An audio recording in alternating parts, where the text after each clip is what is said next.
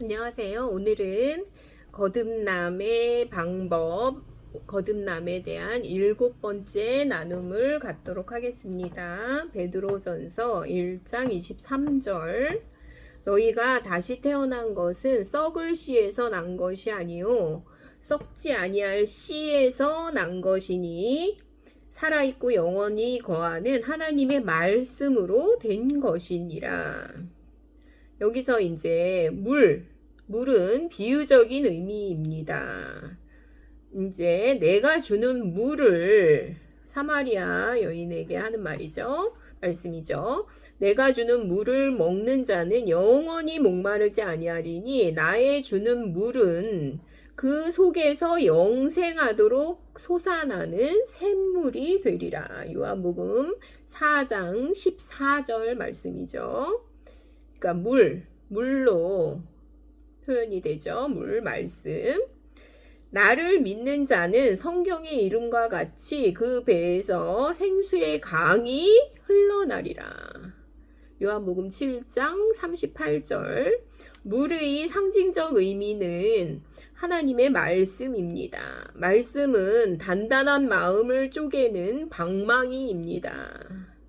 예레미야 23장 29절.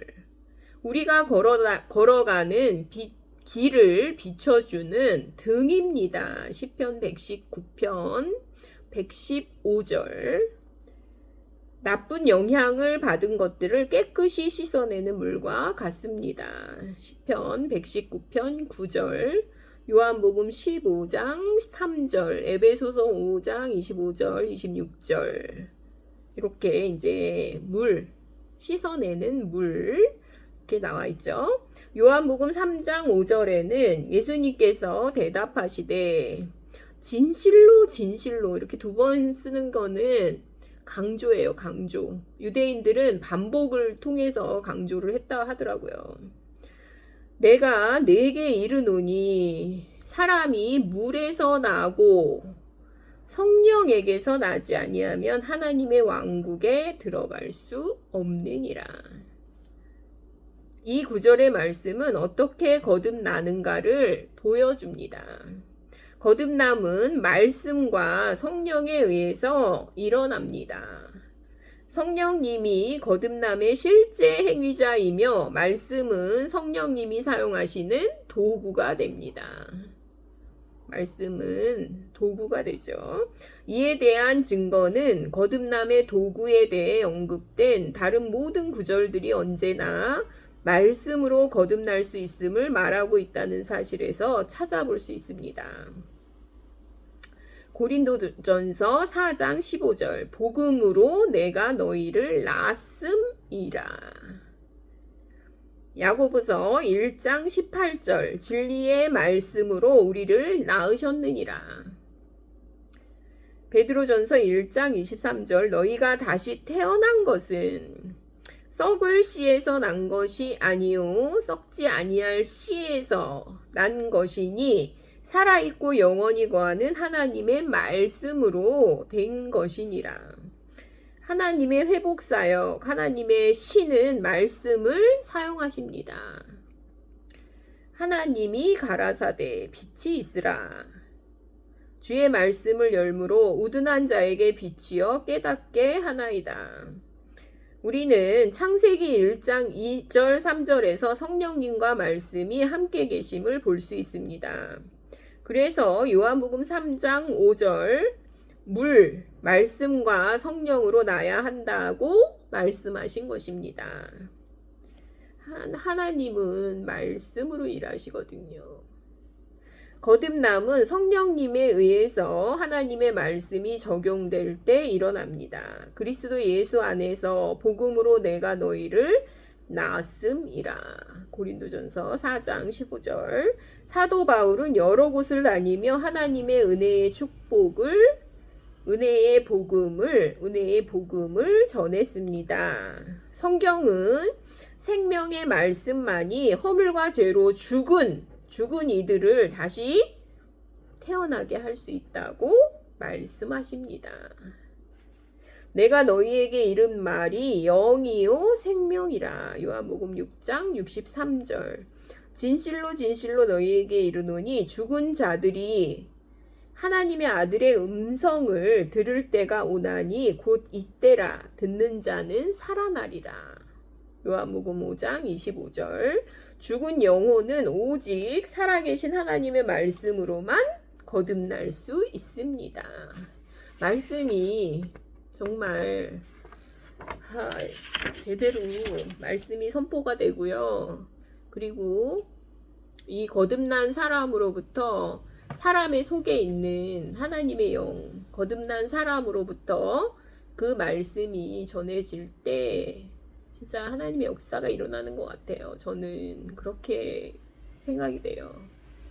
아무리 놀라운 이제 지식을 가지고 있는 사람이 전한다 해도요, 그게 이제 사람의 속에 있잖아요. 하나님의 영이.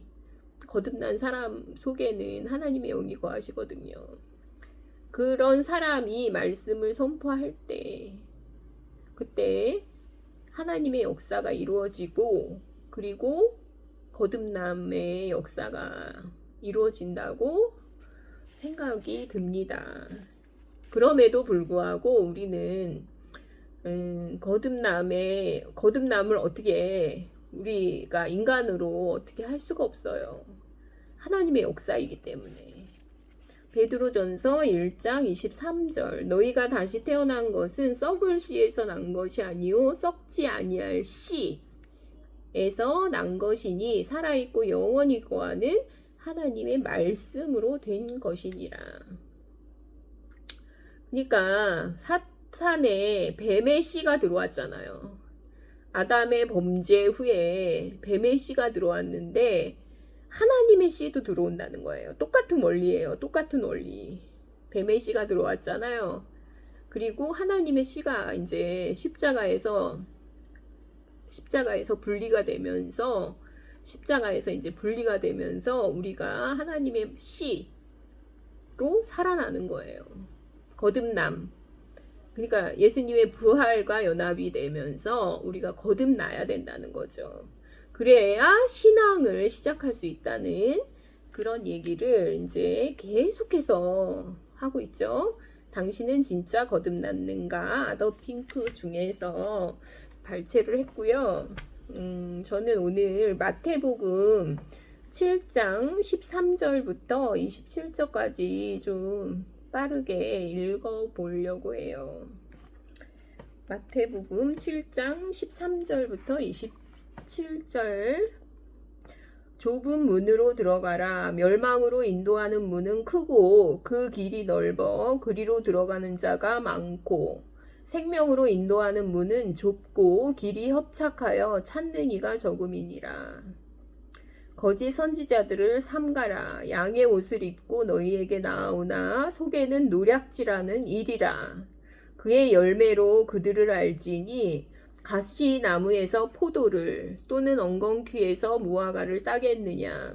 이와 같이 좋은 나무마다 아름다운 열매를 맺고 못된 나무가 나쁜 열매를 맺나니 좋은 나무가 나쁜 열매를 맺을 수 없고 못된 나무가 아름다운 열매를 맺을 수 없느니라.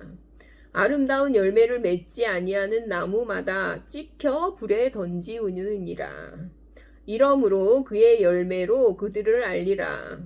나더러 주여 주여 하는 자마다 천국에 다 들어갈 것이 아니요 다만 하늘에 계신 내 아버지의 뜻대로 행하는 자라야 들어가리라. 그날에 많은 사람이 나더러 이르되 주여 주여 우리가 주의 이름으로 선지자 노릇하며 주의 이름으로 귀신을 쫓아내며 주의 이름으로 많은 권능을 행치 아니하였나이까 하리니 그때 내가 저희에게 밝히 말하되 내가 너희를 도무지 알지 못하니 불법을 행하는 자들아 내게서 떠나가라 하리라. 그러므로 누구든지 나의 이 말을 듣고 행하는 자는 그 집을 반석 위에 지은 지혜로운 사람 같으리니 비가 내리고 창수가 나고 바람이 불어 그 집에 부딪히되 무너지지 아니하나니 이는 주초를 반석 위에 놓은 연고요. 나의 이 말을 듣고 행치 아니하는 자는 그 집을 모래 위에 지은 어리석은 사람 같으리니 비가 내리고 창수가 나고 바람이 불어 그 집에 부딪힘에 무너져 그 무너짐이 심하니라. 저는 이제 이 부분을 읽으면서 주여 주여 이렇게 부른다는 거는요, 믿는다고 생각했던 사람들이에요.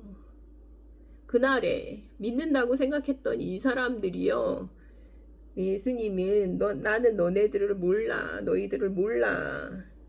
그러니까 막 이제 얘기를 하잖아요. 그러면서 이 뒤에 나오는 부분이 참 신기한 것 같아요. 집을 반석 위에 짓는 것, 모래 위에 짓는 것이 나오잖아요. 기초잖아요, 기초.